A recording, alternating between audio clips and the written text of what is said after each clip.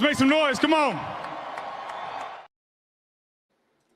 All right, indeed. Absolutely, Nick Foles. Let's make some noise. And welcome back, everybody, to the final word here with MattyB on the It's a Wrap Sports Network on this lovely, I don't know, lovely, but Wednesday night, late July.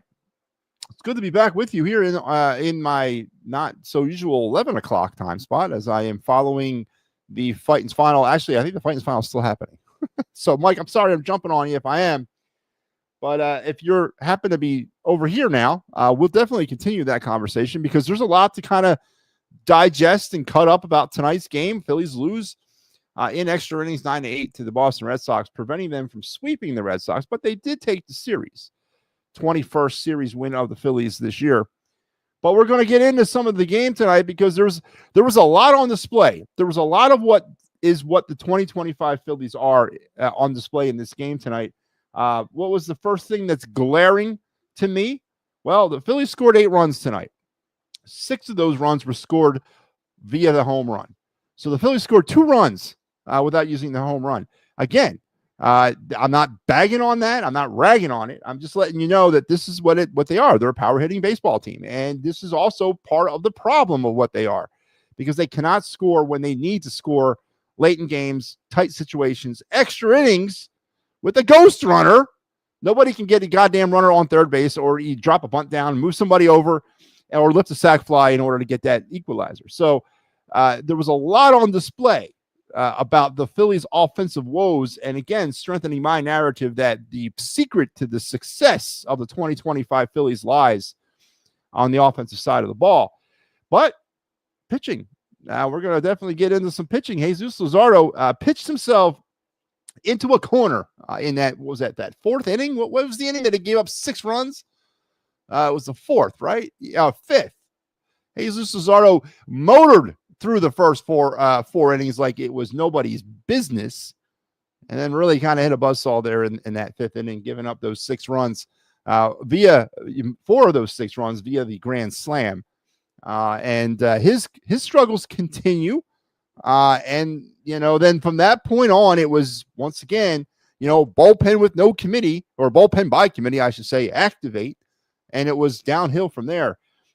Whenever you're in a situation, and I get late, extra inning games are different, and extra inning games, sometimes you can't plan for an extra inning games because sometimes you got to get to extra innings in order to have pitchers in extra innings. But when your options late in the game are as follows, and I'm going to read them off to you. This is what they went with late: Strom, Lazar, and Johnson. It just doesn't give you a warm and fuzzy about the outcome of this game. I don't know how much more Rob Thompson, Dave Dombrowski, Preston Mattingly, Sam Fjord, or any of the other management, and the ball girls, the ball boys, the concession stand operators, I don't know how much more they got to see of Matt Strom pitching late in games to realize that it just doesn't work, even though he actually pitched pretty well tonight. But again, why is Strom pitching behind Kerkering?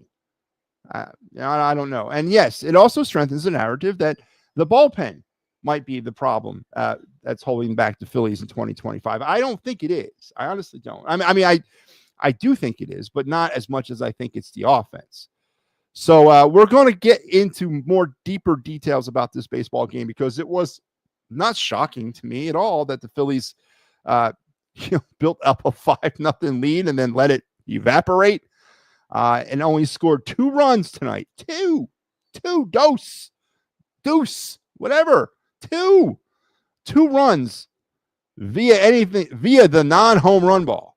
And that sums it all up for me. But we'll definitely get into some Phillies talk, and the time permits, the Eagles, because I know I'm sure that the Phillies stuff's going to really bombard me here tonight, and I'll definitely handle that. But I do want to hopefully get to the Eagles at some point in this game and this telecast. We were going to talk about the Eagles the other night, and I got caught up with the goddamn Phillies. But training camp is in full swing, and I want to ask a couple questions to the assemble tonight. I want to know, and I'll get to those questions later on in the show, but they're obviously related to what has to happen for the Eagles to defend successfully their Super Bowl championship. And do the Eagles have the right people here to do it? So we'll get into some of that. We'll break some ground hopefully on the Eagles tonight. The day in Philadelphia sports history, your of the night segment and your card review are also all on the table on this lovely Wednesday evening. So let's get some of these comments out of the way here before we get into the show. Barbara says, "We'll see you at 11." Oh, yeah, I'm here, Barbara. Where are you at? I don't see. Oh, there you are. You are here. How you doing, Barbara? Star says, "What a waste! What a waste! What, me at 11 o'clock?" Yeah, I agree. I should be on earlier than 11 o'clock.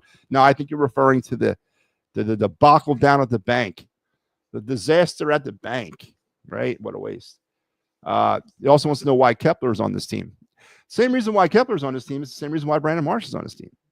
Same reason why Brandon Marsh and Kepler are on this team is the same reason why Bryson Stott, who had himself a good night tonight, I can't really get on him after going through some personal drama that the guy's probably beyond exhausted. Birth of his first kid today, early this morning in the Del Val. Well, I assume it was in the Delaware Valley. I mean, I guess maybe it could have been in Nevada, but somewhere in the continental United States, Bryson Stott became a father. And then he had to turn around and be at a baseball game tonight and play at a high level. It's not like you can sleepwalk through an MLB game. And I know a lot of people out there believe the Phillies do that often, but no, I don't recommend sleepwalking through an MLB game. But 2 for 4 tonight with that big home run and a double. I think that was Stott's line. So a pretty good productive night for him, despite all that. But yeah, I can ask that same question about a couple players. Why is Brandon Marsh still on this team? Why is Weston Wilson stealing a base in the 10th inning? Now, I assume that was a missed hit and run, right, with Castellanos. Would you assume that was that? But well, can anybody else answer if it was not a missed hit and run? Why was Weston Wilson stealing a base at any time during the baseball game, especially in friggin' extra innings? And I guess we can also ask the question: what the hell was Weston Wilson doing in the game? Let alone stealing in that game. So, yeah, Rob Thompson has a little bit to answer for tonight, as he typically does, being the manager. But I'm not ready to hang it all on Rob. But that's a great question, Star Wars. And maybe once you can tell me the answer, we'll all know, because I don't know. I don't know why Max Kepler batting 2-0 was he now 202? What's his average fall to tonight after his 0 for 5. Yep, 203. Max Kepler's batting a ripe 203 for the Phillies this season. So, yeah, 5th. Yeah, it was a bad 5th inning. It was a very bad 5th inning. This just shows how bad we need pitching. You see, Star Wars, you're convoluted, man. You're distracted by the shiny object, the red bouncing ball or the shiny red button that says "Don't push." You're being distracted by that. It's not the pitching. I maintain it's not the pitching. I maintain it. Star Wars. They scored 2 runs off of the non-home run ball. They scored 6 runs off of the home run ball. This is the MO of this baseball team over the last 3 years. You cannot live like that. You can. What do they say? You can liveth and dieth by the home run, or the home run giveth and the home run taketh away. You're not going to win a World Series with that offensive makeup. You got to be able to score runs without the home run. And yeah, the Phillies were launching balls, 5 home runs tonight? They were launching them all over the place. And yes, we can go to the pitching, and then they definitely had a hand in this, and it was a multiple-faceted loss tonight. And it showed a lot of weaknesses of this baseball team. But if you can only, and again, we're talking trade deadline. We're not talking the offseason where we have months to concoct moves and sign players and manipulate things and send people out everywhere. We got to make 1 or 2 trades. And by the way, I do want to touch on, I don't even know if Dave Dombrowski is going that route. I'm having some concerns, and maybe it's not concerns, because I where I come out on the don't trade the prospects coin. But I don't know if Dave's got a big move in him. And not necessarily because he doesn't want to make that move. I don't know if he's got any damn takers. Everything is so tight right now. There's about, 6 teams that you could honestly say are done.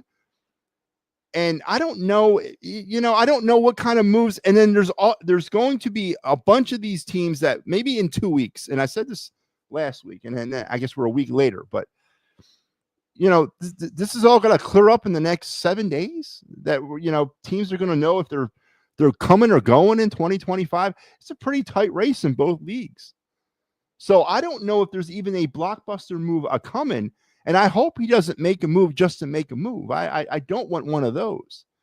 So I think the eggs and everything's going to get fixed in the trade deadline. I've always thought that was misguided because it's not like it's one problem. It's multiple problems, right? It's a matter of putting those problems on a priority list and seeing what's the worst. What's the biggest problem affecting this team the most right now? And then to me, it's offense. It's always been the offense. It's that home run crap. It's let's swing for a fence and let's not, or we're going to lose late in the game.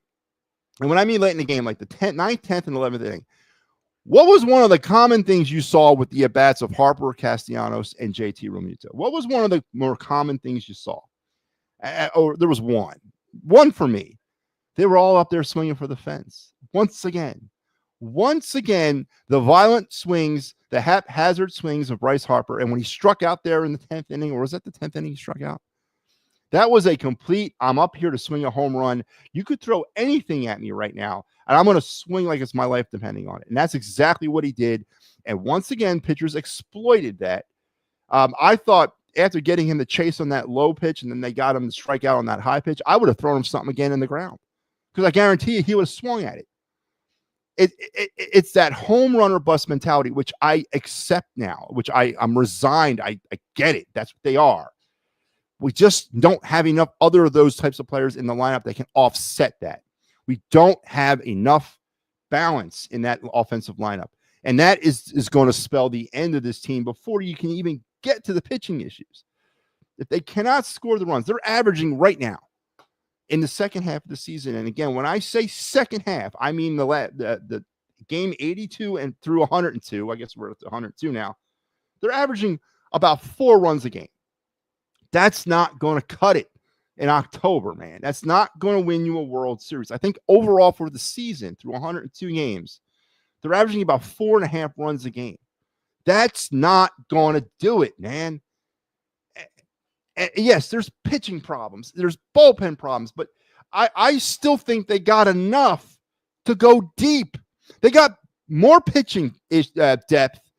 They have more pitching potential to make a deep run than they do offensive potential to make a deep run. I don't know why it's so hard for people to understand that. Is it because of the Bryce Harpers, the bigger than life personalities of these guys, the Schwarbers, the Harpers? Are you blinded by that? They're power hitters, and they're very good power hitters. But when we're constantly asking them to not be power hitters, when we're constantly asking them to lay a bunt down or sack a fly out or just move a runner over from second to third, they're not able to do it. It's because of the frog and scorpion thing. They're scorpions. They may say all day long, I got you, Skip. I'm going to get up there and I'm going to hit the other field, or I'm going to lay a bunt down, or I'm just going to try to bloop one into right field. But guess what? Once they're in there or settled in, their eyes light up and then they go scorpion mode and they're up there swinging for the fences because that's what scorpions do. They sting. So yeah, there is pitching problems in the bullpen. There is. And it's a combination of talent, lack of depth, and Rob Thompson. There's too many things happening in that bullpen for me right now. And I know it's not great. But I still think with the starting pitching depth, and yes, even with Jesus Luzardo, with that starting pitching depth and what's available currently in the bullpen, with David Robertson now in the mix, maybe you do go out and try to add an arm. But if you're going to put your eggs in a World Series run in 2025, it's got to be up with the offense. It's got to be an attempt to somewhat remake this offense as much as you possibly can at the trade deadline in order for them to succeed. So again, I that's where I stand on it. And, I'm going to go down with that ship, man. But let's stop there, Star Wars' comment, because we got some procedural things to do. Let's do our night in Philadelphia sports history. So let's strap it in, strap it on, strap it up. Keep your head, hands, and your feet inside the car at all times. And let's roll with your day in Philadelphia sports history. We go back to the ripe year of 1978. Steve Carlton on this day, a 4-time Cy Young Award winner, with the Phillies, became the 78th Major League pitcher to win his 200th game in a 13-2 victory over the Astros. Of course, Steve Carlton, Cooperstown Baseball Hall of Fame, Phillies Hall of Fame, greatest left-hander ever to play the game. on this night, won his 300th career game on top of Bryce Harper, now kind of setting some history. Maybe this night also falls in on Harper with his 350th home run. So I don't know, but yeah, Steve Carlton with his 300th win of his career tonight back in 1978. And that little segment, a little bit of history, is brought to you by the good folks here at the It's a Wrap Sports Network that are creators of fine programming just like this one here, the Birds Blast with Kyle Quinn, the quintessential Eagle pregame show that will air starting at the end of August and running, hopefully for a lot of you diehards out there, sometime mid-February, as me and Kyle will start our 6th season together doing this program on various different platforms and formats and outlets. But now we're here. This will be our 2nd season here, or kind of our first full one here. We started in October last year, but you get the point. But every Thursday or Friday is when we do it usually. We'll look back at the game that was, and we'll look ahead of the game that will be. So make sure you're checking that out coming this August here on the It's a Wrap Sports Network. So back to the Phillies conversation, rightfully so. Oh man. Geez Louise. What the hell? Where did I leave off of? There we go. What's up, Matt? Mickey, how are you? Our bullpen did a good job in this series. Again, they did win the series, right? I mean, we kind of losing sight of that a little bit. Their 21st series victory of this season. They unfortunately started the series in first place and they'll end it in second place. But I guess you got to pull some positives, right? They took 2 out of 3, and I know. So I did listen to a little bit of the Fighting's final prior to bouncing over here, and I do want to comment on one thing Mike Lauer said. Actually, it's a thing that Barbara said to Mike that sent Mike off his homer meds. I mean, big time. It was that, getting all excited about, and I paraphrased the question. Barbara, please forgive me because I don't remember it exactly, but why are we getting excited, or we're making excuses about beating a not so good Boston Red Sox team? And Mike went off on this tangent saying how they're only 6 games behind the Blue Jays, 55 and something, whatever they are. And Mike's right.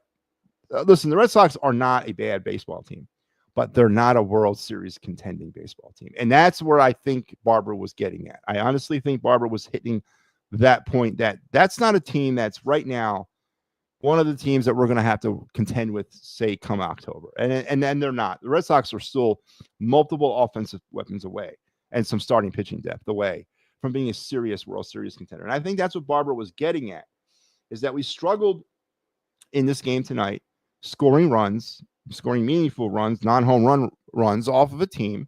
And we actually kind of struggled throughout the series, but we won those games. But I get what Barbara's saying. And to counter the Mike Lauro, Boston is a good team comment. If you take the month of May away from the Phillies, that 19-9 May, the Boston Red Sox are the Phillies. They're the same team, almost the same type of record, or slightly above 500.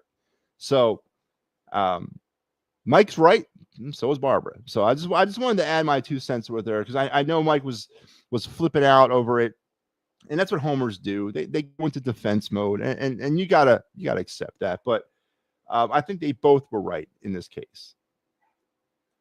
That one. Did I just? Oh, here we go. Don't get me wrong. Thompson is not a very good baseball manager, but sometimes you have to hold these players accountable for those losses and mistakes. I think you have to hold those players accountable all the time, Barbara. I think there are times, and we've seen it, where Rob Thompson has managed his way to a loss. Yes. And the philosophy of the way he runs this team or manages his team on a day-to-day basis that we see. And again, that's about maybe, I don't know, a third of what's really happening. But what we see the product on the field. We see the bullpen with no roles. We don't. Yeah, is that something no one wants to talk about anymore? Are people just not like accepting that anymore? Or maybe they don't want to believe it anymore. But the bullpen without roles is definitely a Rob Thompson fault. That's his philosophy. That's how he wants to run his bullpen. The constant rotating of the lineup with changing the lineup on a day-to-day basis. That's the Rob Thompson thing. Managing with analytics, taking the wheel is Rob Thompson. So yes, There's a lot of times when Rob Thompson manages his way out of a win, yes, but Barbara's right. And I want to take the word sometimes out of there, Barbara, because you got to hold a player accountable no matter what. Those players are there because they supposedly have earned their spot here. You know, they've been paid big money. They've been drafted. They've been developed. They're here because the team believes in them and they want them to succeed. And they believe that they're putting the right people into the right positions to make the right plays. And when they don't, or when it's a consistent failure on the same level of why they're not succeeding, then yes, players have to be held accountable. 100%. I agree with that. Because at the end of the day, Rob Thompson is not the one playing. He's not the one on the field. He's not the one that constantly wants to swing for the fences instead of move a runner over. He's not the one trying to be the hero versus being the contributor. So I agree with you, Barbara, 100%. 100% of that question. Stott was player of the game. He went 2 for 4 with a home run and a double, plus his wife had a baby at 3:30. Congratulations. Yeah, one member who picked him. Thanks for playing. Congratulations to one member who picked him. What does that mean? Stars, what does that mean? Well, I already kind of alluded to that he had himself a hell of a day. Probably never forget this day. Obviously won't. Birth of his first child. And he went 2 for 4 with a home run and a double. And hopefully those thoughts keep him warm this winter when he's applying for other jobs or when he's taking offers from other teams. I don't know. But it's still not enough. It's still Bryson Stott. But, you know, it's good to see it. It's definitely good to see that. Are the Phillies suppressing Wheeler? I noticed he pitches like every 6 or 7 days, saving pitches for the playoffs. When they set the rotation for the post All-Star and they pushed Wheeler all the way to the back end of that rotation, I don't. It's got to be for that. And also, didn't Wheeler also have a kid recently? Maybe they want to give him some time home. I don't know, but they are trying to set the. I would say they're trying to somewhat set. Not necessarily the rotation for the postseason, but set the trend for the postseason rotation. I don't agree with it. I don't, but once we get to October, it's not going to really matter because Wheeler will be the one. But you're right. I noticed that too, Barbara, when they set the post All-Star break rotation, that Wheeler was like basically the 5th starter or the 4th starter in that rotation. So yeah, I noticed that as well. Yeah, we already talked about the Harper 350th home run. I do like Bryson Buxton from Minnesota. Michael Papernick. First of all, I don't know if you've heard Bryson Buxton say it. He said it at the All-Star break. He's not coming to Philly because he's got no trade clause and he doesn't want to leave Minnesota. So I don't know if that was him saying that, stop telling me where I'm going to go and kind of got uppity with the media. I don't know, or if that's how he really feels. But again, I don't know if there is one of these trades coming. I don't know. And I don't want to get into a situation where just because we're at the 11th hour right before the trade deadline and he hasn't made a move, that he makes some stupid move just to say he made a move. I don't want that. That's not what we're looking for anymore. Well, let's just dim there. That was weird.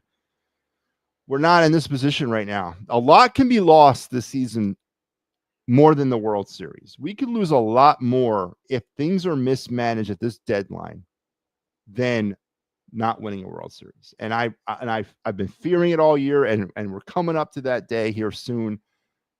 I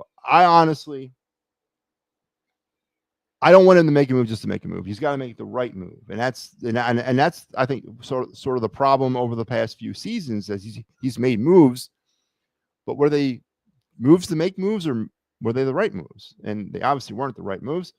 But I don't, with this season the way it is, with the way the minor leagues are developing, with the way things are starting to come together, this is a dangerous time for a desperate general manager / president of baseball operations. It's a dangerous time for that because I don't want to be set back 5-7 years because he went out and traded for,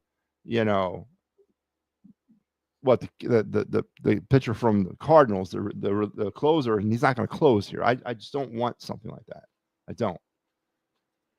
He left Luzardo because they made up some injury to Ross, and they insist on starting Walker as their long man in the ball. But yeah, I heard some rumblings and grumblings about why Luzardo was left in there when he was struggling. Well, Luzardo was left in there because he was struggling because he's a major league pitcher, and he's given an opportunity to pitch his way out of it. I'm not making too much out of that. You had a day off tomorrow.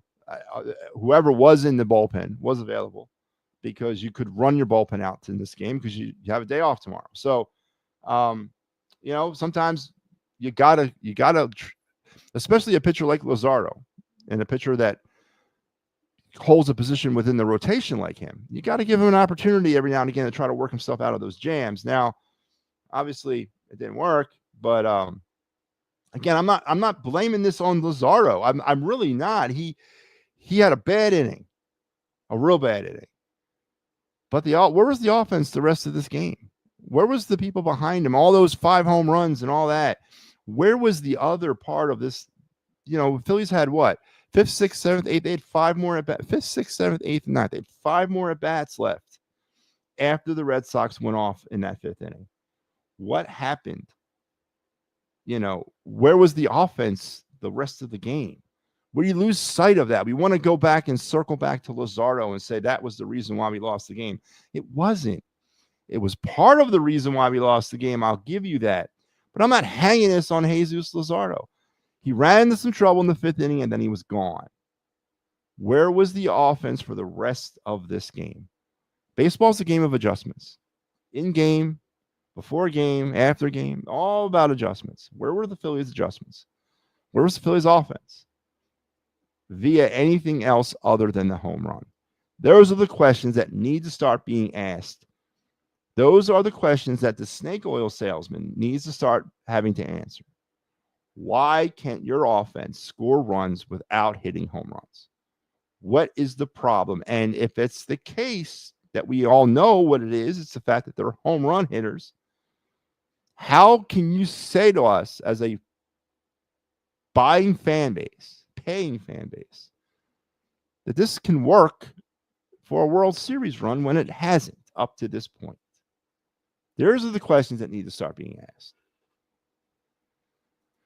Harper is also reckless on the bases. Wow, he's more reckless on the goddamn plate, man. Welcome to the Blue Claws. Eduardo Tayet, the Phillies' 4th-ranked prospect. Yeah, it did get called up the other day, or was it today? Yesterday, I lose track of time, but I saw that. I've been calling that here for the last few weeks now.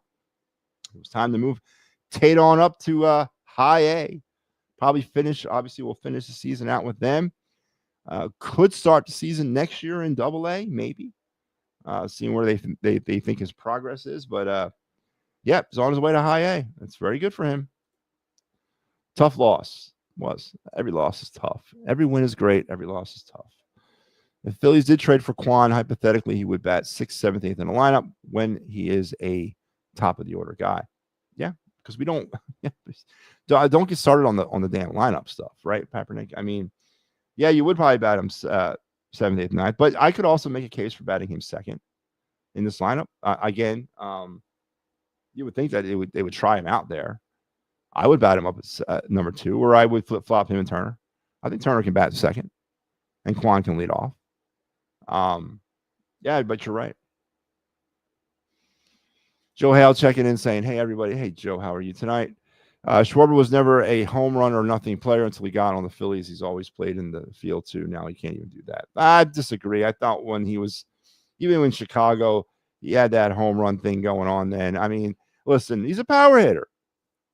I'm not blaming the Phillies on turning him into a sole power hitter, but he's a power hitter. I mean, there's nothing wrong with being a power hitter. There isn't.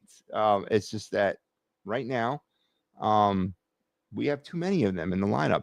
When Schwarber was with Chicago, when he was with Boston, and maybe to a certain little extent with the Nationals, he had a supporting cast around him that made everything else look pretty good, mixed in with his power. How do you share to Facebook? So we're not streaming on Facebook tonight. There's a technical problem. I couldn't get it to kick in, so I deleted it off Facebook for tonight. So there is no Facebook stream tonight. I'm sorry. Don't blame me. Blame the people over at Facebook. All right. And I don't know how to fix any of that stuff. So I do apologize. Well, if the Phillies make the postseason, Robbie will have ride his starters as long as he can, shorten up the bullpen deficiencies. Well, don't forget, some of those starters are going to go in the bullpen. If Aaron Nola, who I know all reports are saying Nola's getting ready to come back, he's going to make the trip to the Bronx, pitching some bullpens, some side sessions. Why aren't they going to put him back in them? Why doesn't Aaron Nola get a couple starts down in Lehigh Valley? He's been out for what, 2.5 months? What would it hurt for him to go down to Lehigh Valley and throw, 2 starts, 5 innings each or 4 innings each, whatever the case may be? Why are we doing that? Why is Nola not going down for a rehab? But if Nola does return, which I think now they're saying he will. I had my concerns with that, and I didn't think he was, but they're hoping that they can shorten the rotation and lengthen the bullpen. And that's what they're hoping to do, to put some of those arms in the bullpen and try to get creative with that.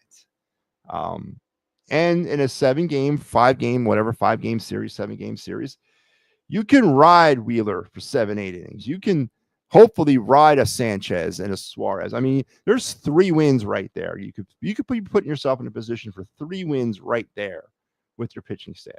And then hopefully find some magic for the other 2 wins, or the other win in a 7-game series. And then you already got your 5-game series win with those 3 starters. Everybody else goes in the bullpen. Everybody, you know what I'm saying? So I don't know what they're going to do with the I would love, not really. I don't want to fast forward to October. I mean, the season's going too goddamn fast as it is. But I would be interested to see what their postseason, not pitching staff is, but what their rotational order is for the postseason. But and I think they will make the postseason at some point in some facet. So Jose Alvarado is eligible to return to the Phillies this August for only the rest of the regular season, but he will not be able to. 100%. That is part of the anti-doping collective bargaining agreement between the players union and the owners. And I think the Congress of the United States. Yes, he is able to come back and pitch on the 19th, but only for the regular season. That's part of this 80-game suspension. So he really screwed this team up. Really did. Matty, that's exactly what I meant about the Sox. Exactly. Thank you. I thought that's what you meant. I did. Schwarber picked a good year to have a great season with his upcoming free agency, and keep Kyle Schwarber in mind tonight for our card segment. Yeah, I'm going to do a Kyle Schwarber card tonight. So, yeah, absolutely. They obviously don't trust Abel or Painter to make these starts. If not, then when? So we've talked about this, Barbara. We have in length throughout the season, throughout the off season. Where was it written that Andrew Painter was going to be a Philly in 2025? Where was it written there that he was on the cusp of cracking the rotation or even the staff in 2025? There was nothing guaranteed about that.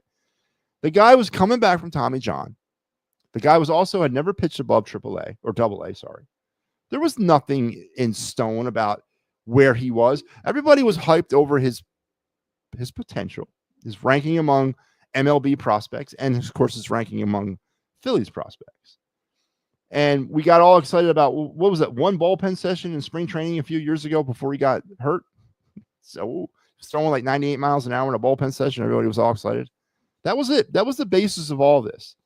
But other than that, there was no serious, if you look at it from a baseball standpoint, there was no serious discussions or serious thoughts about making him part of the Phillies rotation in 2025 or even the staff, because of all the uncertainty around his physical conditioning and the fact that he's never pitched above AA. We forget that. It wasn't like he was a AAA guy, dominated his way through AAA and was getting ready to take that next step. No, that's not what it was at all. He was a AA guy when he got hurt. So as far as Painter goes, I didn't have a timeline on him in 2025. Now, Abel, as far as my timeline on Abel was, this to me was the last year of Abel. I was either it was put up or shut up time for Mick Abel. This is me personally, of course. I mean, the guy was entering his 6th season in the Phillies minor league system for a former first-round draft pick. It's a little long, if you ask me, to be toiling around in the minors 6 seasons. So I was 100% on board with bringing Mick Abel up and saying, okay, kid, here you go. sink and or swim, and we'll go from there. The fact that they brought him up, and he does, listen to me, he's got potential. I think he's part of the rotation at some point. And if you're really desperate, and if the Phillies cannot pull off multiple moves, I would not be surprised to see Abel return to the pitching staff and kind of try to figure out where they might put him. He might be part of your rotation or your bullpen in the postseason. I don't know. But this was my put up or shut up year for Mick Abel. Whether it's going to work or it doesn't work, we move on. But this was it for me. I had come to the end of my Mick Abel road. And in 2025, he needed to either prove his worth to stay here or to be shipped out, one or the other. I don't know if he's proved his worth to stay here.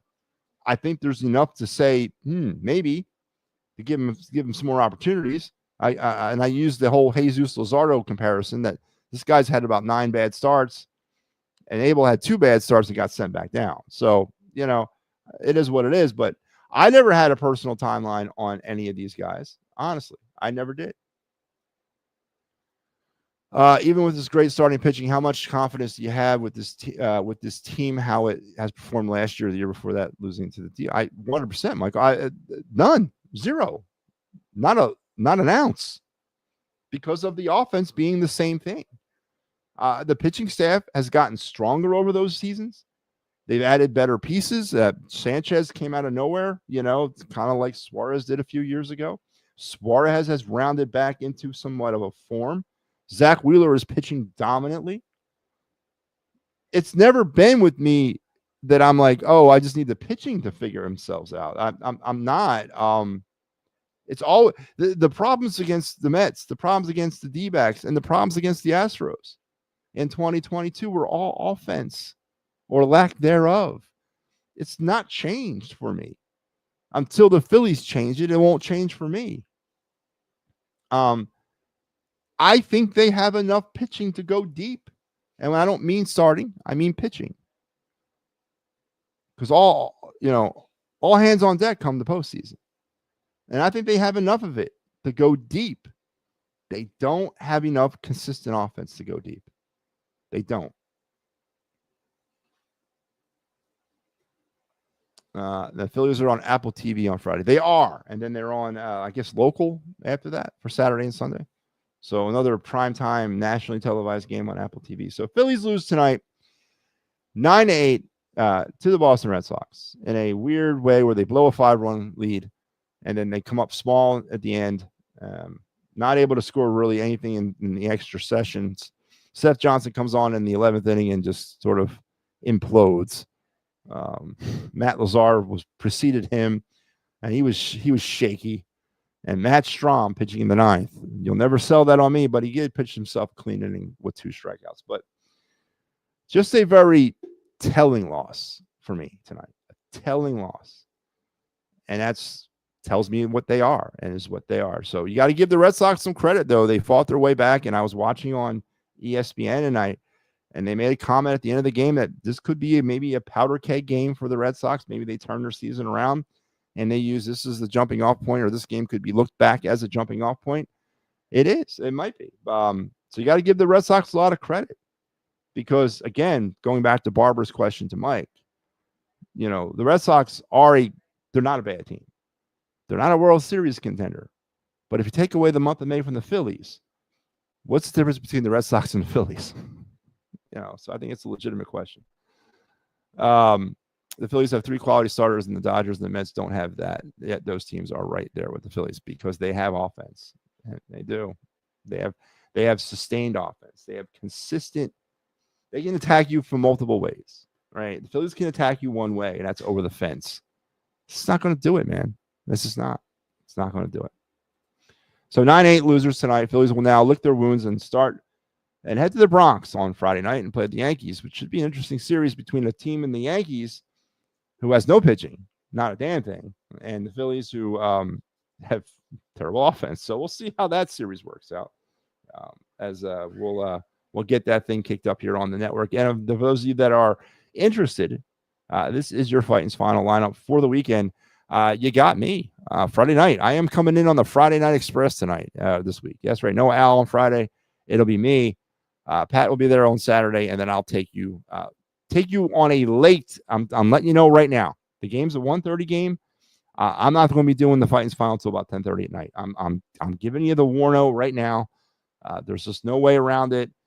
Sunday's going to be my long day where I work, and there's nothing I can do, and there's nobody else available to cover. So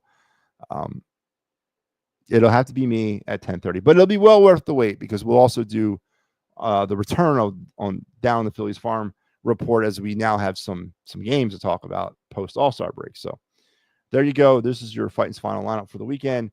A lot of me this weekend, which is good. It's always good because I'm all about me. All right. So I want to turn our attentions. We're about 3 minutes into the show. I want to turn our attentions now to the Eagles real quick because it is the start of football season. Yes, it's that time of the year where the leaves are turning on. No, none of that. It's dead of summer, but dead of summer means NFL football. And I think that all the teams now have officially began training camp. And now we start with the I got to get back into this. I got to dust off the Eagles criticism and get right back into this for 2025. The Eagles, Super Bowl champs. I asked this the other night, and I'm going to ask again. When is the appropriate time to hang the label defending Super Bowl champs on the Eagles? Does that not happen until week 1, or does it happen now that the season has sort of kind of started? But either way, whenever you want to hang it on them, that's what they're going to be. And the question I have, the first one, do they have enough to defend a Super Bowl title? Because what do we do here in this town? Any town, any city, with any fan base, any team, we look at the next season and base that on what happened in the season before it. And we did this in 17 coming out of that Super Bowl. And we were kind of, there was a little bit of a shock of reality in 18 when things weren't kind of humming on all cylinders in 18 the way they did in 17. They were still a good football team in 18.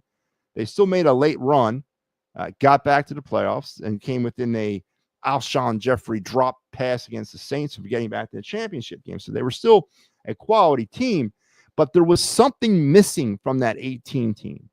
There was the fairy dust that sort of worn off a little bit. And they seemed about a half step off in 2018, right? But coming into that season with a lot of uncertainty around the starting quarterback, coming off the ACL injury with Carson Wentz, Nick Foles began that year, if you recall. We were all still saying, we're going to defend. We're going to repeat. It's time. We didn't. And now here we find ourselves in a similar position in 2025. We're coming off of a Super Bowl championship. Now, is there differences between the 17 and 24 team? 100%. Age, experience, mercenary versus developed draft pick. I get it. I get that. It's not the same teams. I understand that. But there's been something that's happened. And in 17, Howie was criticized for running, or in 18, he was criticized for running the 17 team back.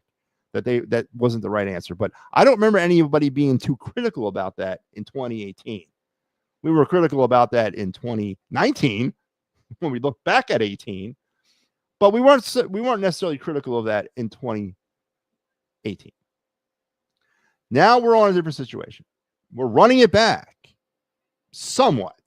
There was a lot of changes made on defense, right? There's been a lot of overhaul on the defensive side of that ball. And I said this throughout the offseason when I did talk about the Eagles, when I did sort of dip my toes in the Eagle water.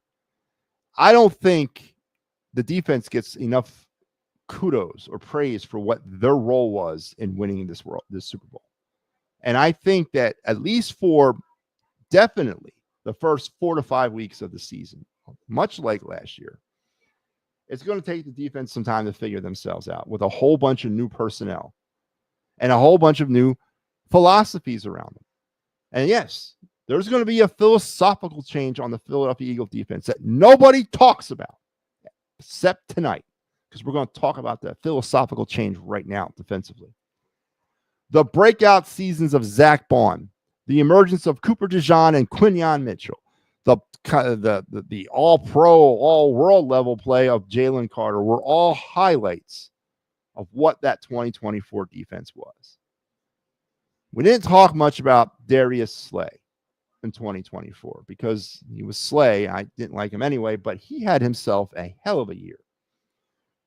The influence of what's his name, Gardner Johnson, as distracting as he was, and sometimes as flighty as he was, I don't think we really gave him his props for what he provided in that secondary. The play up front of some of our lost free agents, Son Reddick being one of them, I don't think gets much credit. Now, you take those people out of the mix, you ship them out, which the Eagles have done. The philosophical change is going to be whether or not it was actually Zach Bond and his natural ability as a football player, Quinyon Mitchell as his natural ability to assimilate to the NFL level at an all-pro, seemingly all-pro level as a rookie. Cooper DeJean to come out of, I'm not going to say obscurity because he was a pretty high draft pick, but again, his seamless transition from the college game to the pro game. Was that their ability, or was that the ability that they were using based off of who they were playing next to?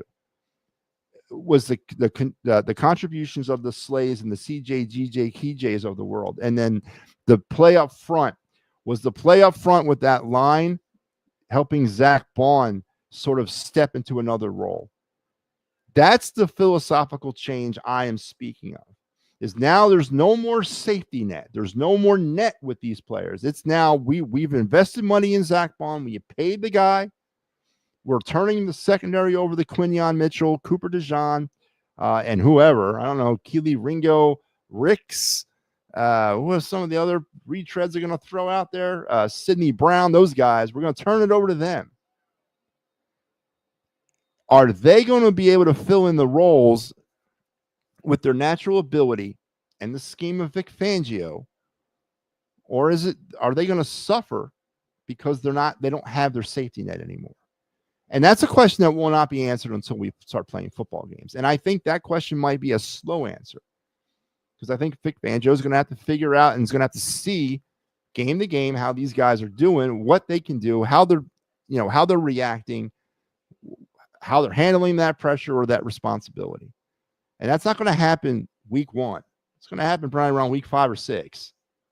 So they may get off to a slow defensive start.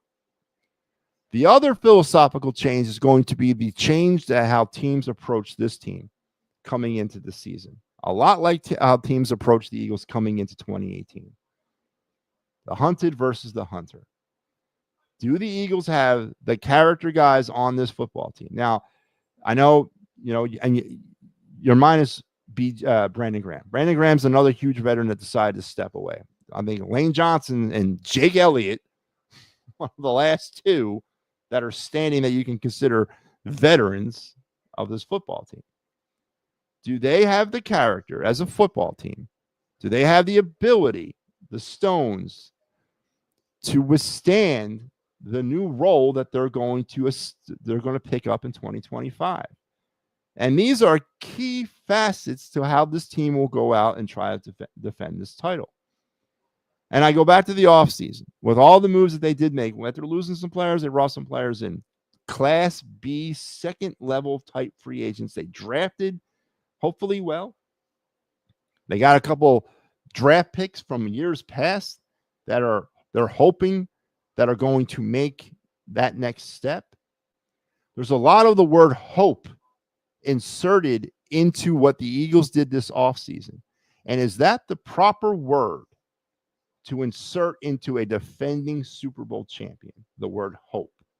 I hope this happens. I hope this guy works out. I hope this guy can amp up. I hope things will be the same. That's a dangerous word for a defending Super Bowl champion to have stapled to them right out the gate. I hope. And did Howie do the right things? We'll have to wait and see. Offensively, this team is the same. Is that going to be enough?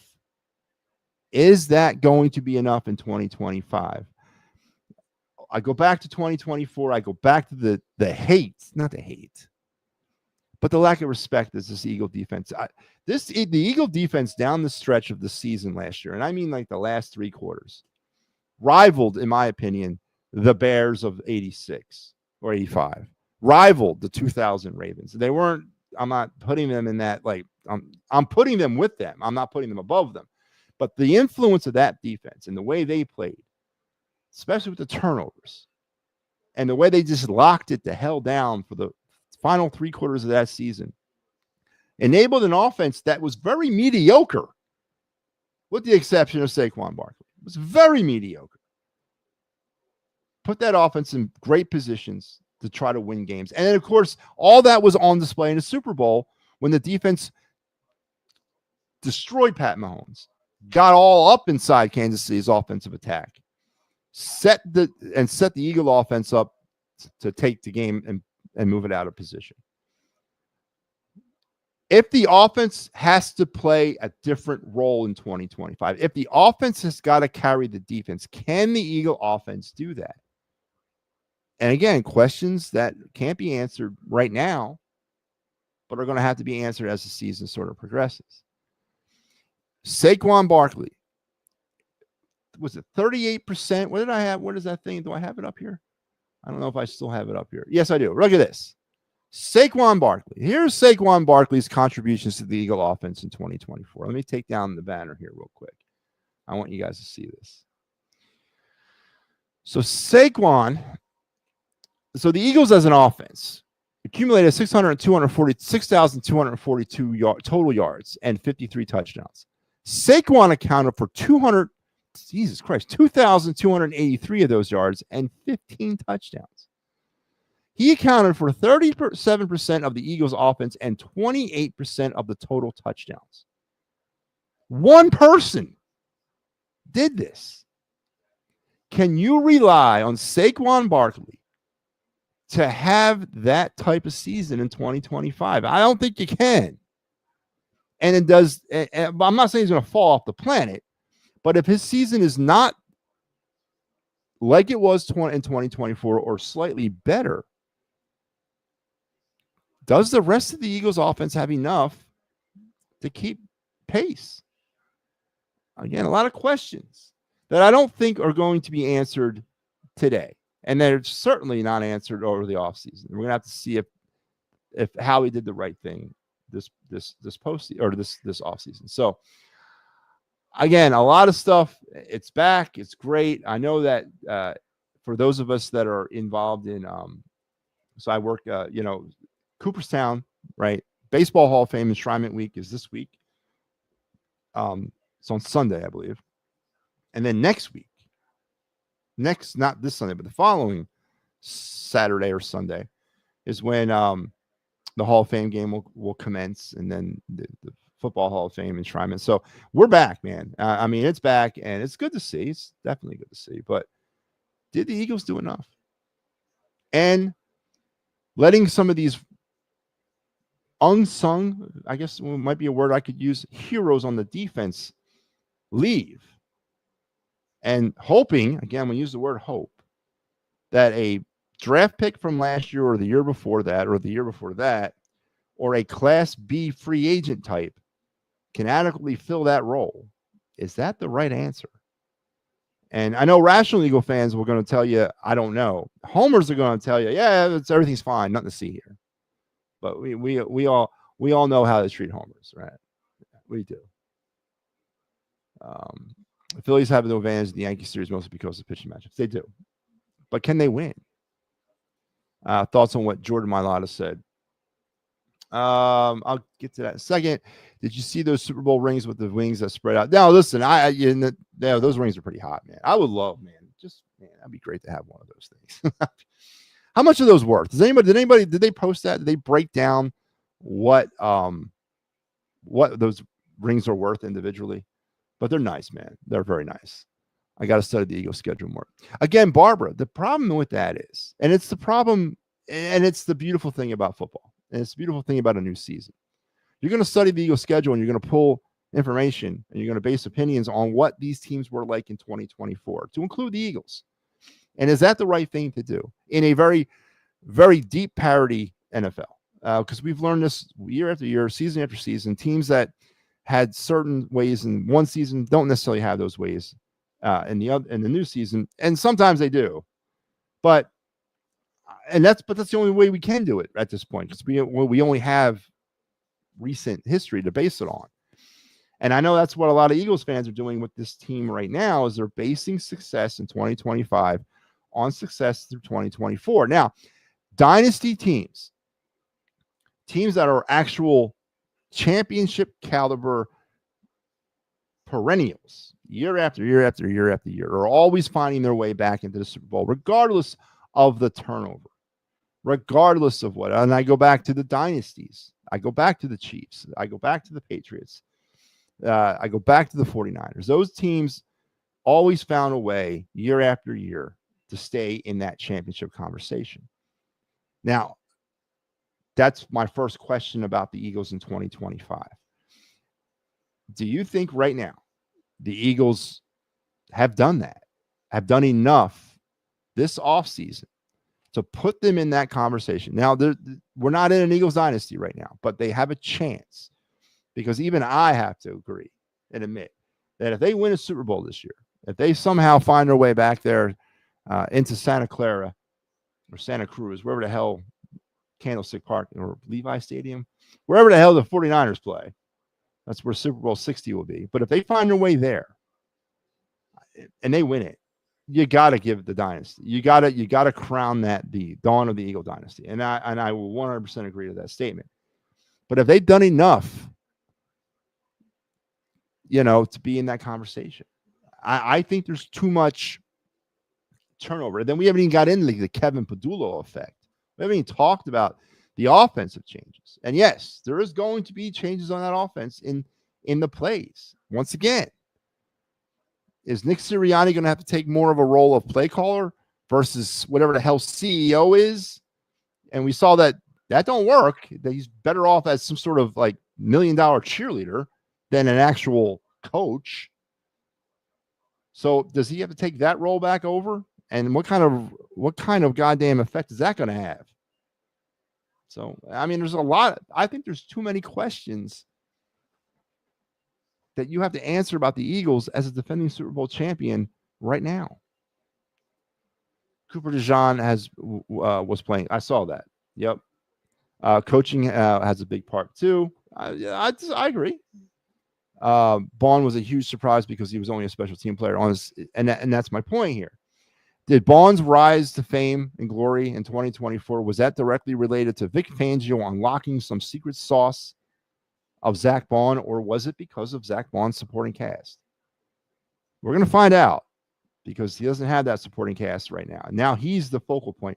And how is Zach Bond going to handle when defense or offenses target him?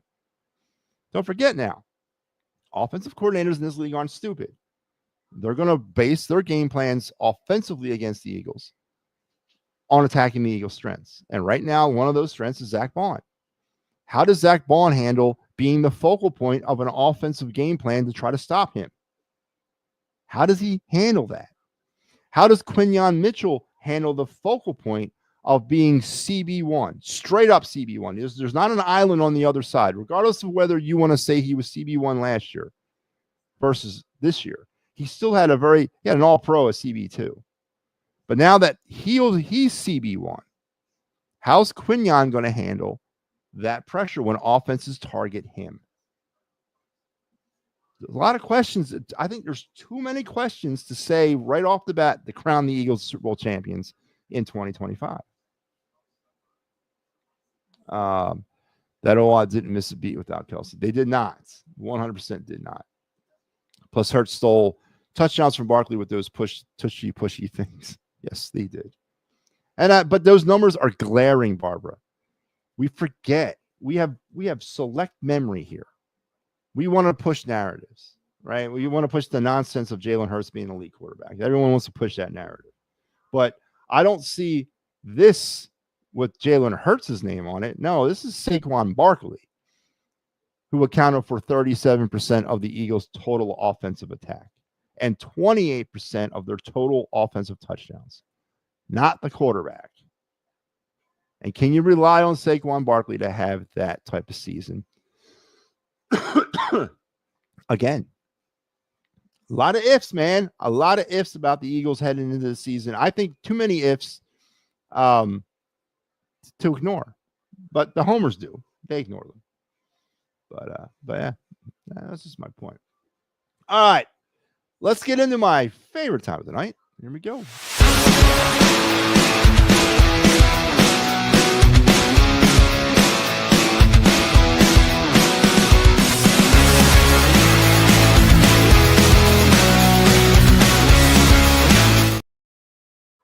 That's right, sir. And ma'am. Life to debt. Welcome to MattyB's card review. This is our typically the end of the show, and we are getting to that point. Was on late tonight because of the final, but we always wrap up with MattyB's card review. This is the part of the show where we take one of my very many sports cards from my collection, and we just have some fun with talking about it, breaking it down, discussing why I might like it, why I might not like it, discussing some financial value that it might have, some nostalgic value that it might have, and why the hell I have it segregated as one of my more favorite cards. And we've been on a kick lately over the last, I guess, I don't know, couple weeks about the modern day baseball cards. Not necessarily we spent a lot of time talking. We go back into like the 80s a lot. We go back into some more of the older cards, the wax pack, the wax pack era type cards. But lately here on the program, we've been talking about the modern day cards, the 2019 through 2025.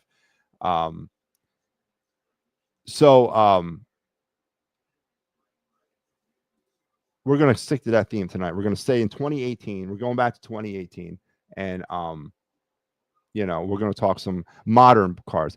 Okay. Oh, Joe, I'm sorry, Joe. I forgot to answer your question. So Jordan Malata, are you referring to the comments where he said they're not defending anything, that they just won it, now they just got to go back out and win it again? I totally disagree with that statement. I honestly, of course, you're the defending Super Bowl champion.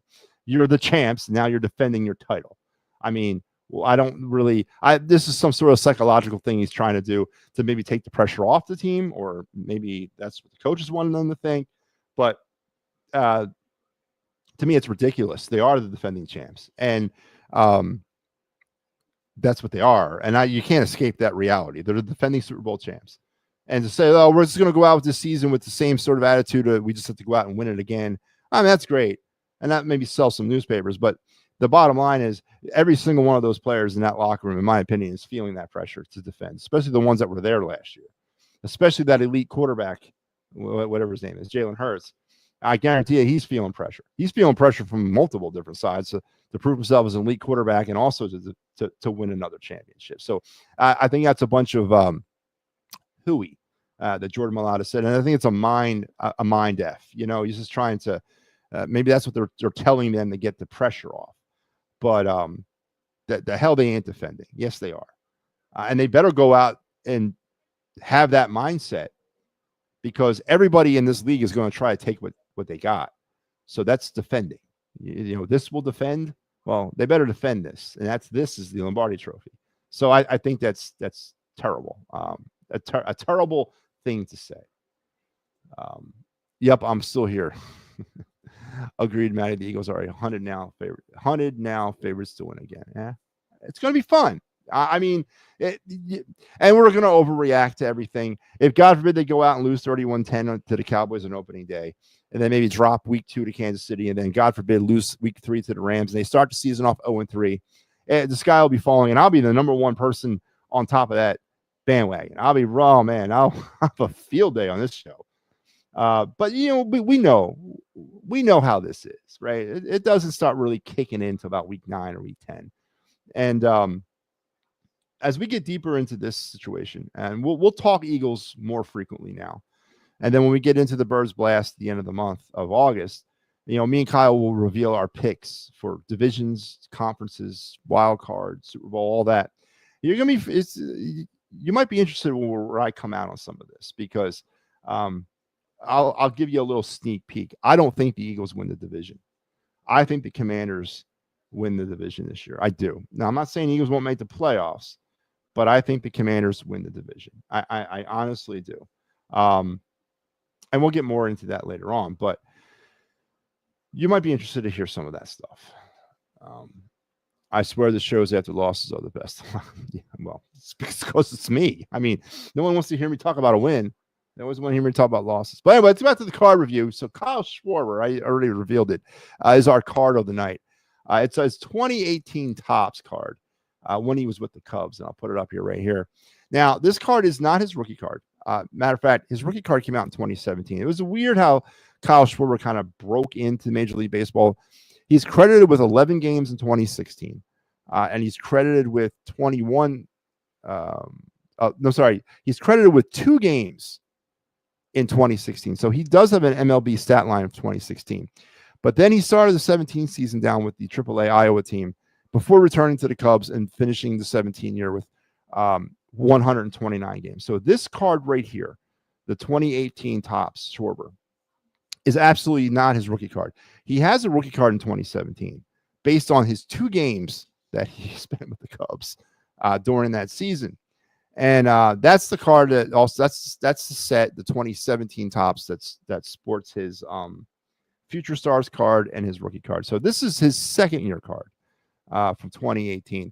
Now, obviously, the first thing I noticed about this card is, who is that guy? I mean, it doesn't even look like Kyle Schwarber. I mean, how many years ago was this picture taken? But it's a cool card. Financially, this card is only worth about $10. But actually, I think it's pretty fair for a second-year player card, not even a rookie card. I like the opening. It was part of the opening day set of Topps that year. Topps did a additional along with their regular series releases during the season. They did an opening day series in 2018, and this is his opening day card from 2018. Opening day series card, not his opening day card, but his series card from 2018. Again, the iconic post-wax Topps full frontal of the card, just being the player, no borders. Nice crisp digital photo, and in the back just have some stats on it. But again, as I said, about $5 ungraded. If you got this graded out and you found yourself with a PSA 10, yeah, you're looking at maybe a $20 baseball card, which is not bad for a second-year player card. And with the way Schwarber's season has gone this year, this is how cards go up in value, regardless of what year you have. So keeping an eye on a Kyle Schwarber card is definitely something that caught my eye, I don't know, a few months, about maybe a month ago, when I saw this season kind of evolving the way it was for him. But there you go. Tonight's card review is the 2018 Kyle Schwarber opening day series card from Topps. And here it is in its physical form. Here's my card right here. As I think I have about a PSA 9. This card has got all sharp corners, no fading, and pretty damn good centering. So there you go. Could have a $20 baseball card, and maybe it's going up in value if he continues to have a possible MVP season. I know that's we haven't really talked about that yet, but I think I'm starting to hear the whispers about Kyle Schwarber potentially, an MVP candidate. Who inducts Dick Allen on the Hall of Fame? I have no idea. That's a great question. It's got to be a well, it's not like they do in the MLB or in NFL.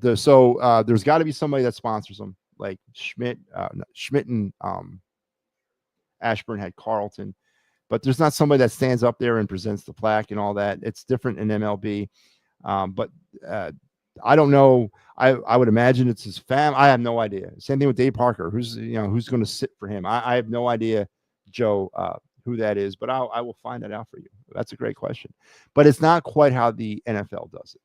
Or I should say not the NFL, but the Football Hall of Fame does it. They have to have a Hall of Fame member introduce you and induct you. But they do it a little differently in baseball. But they do Inductees do invite Hall of Famers to kind of sponsor them, so to speak, and sit up there on the dais with them as they're being inducted. In '95, Carlton was Richie Ashburn and Mike Schmidt's sponsor. So, but I have no idea who Dick Allen's is.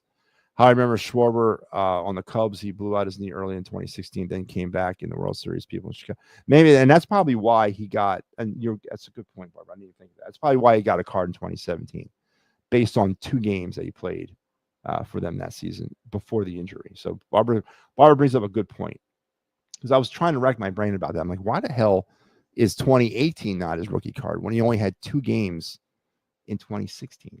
But that's probably where they're pulling it from. But yeah, his actual rookie card is from 2017 Topps, and also his Future Stars card. One of the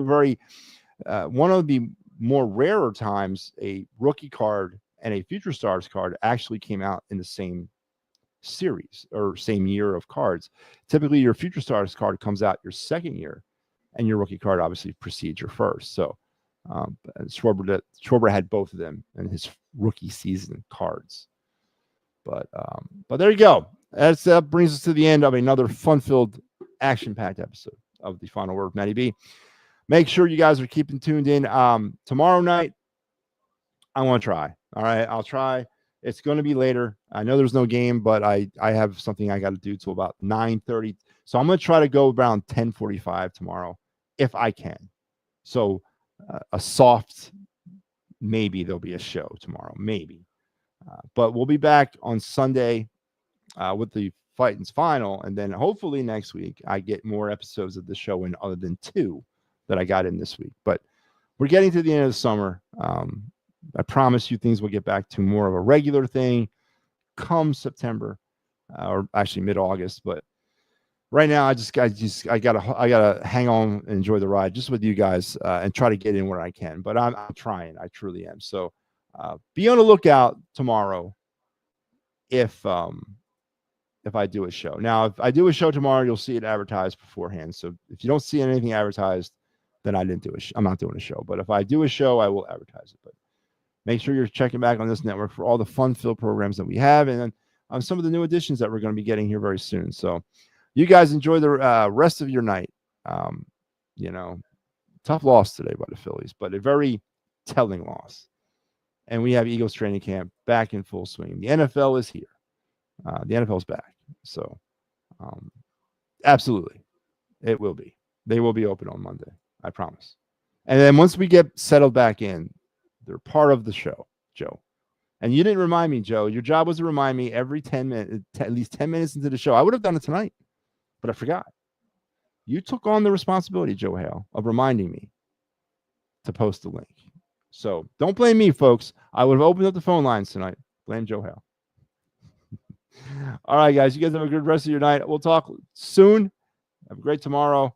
And yeah, take care.